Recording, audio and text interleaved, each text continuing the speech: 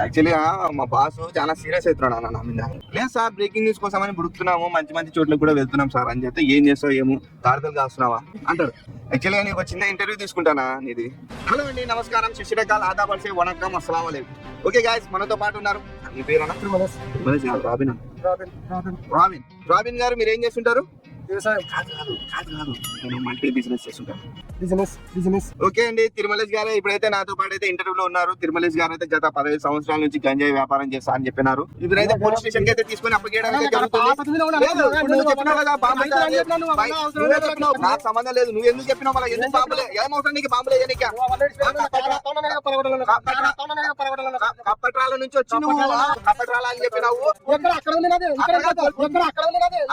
Police station పోయినాక ఒక photo తీసుకున్నాను.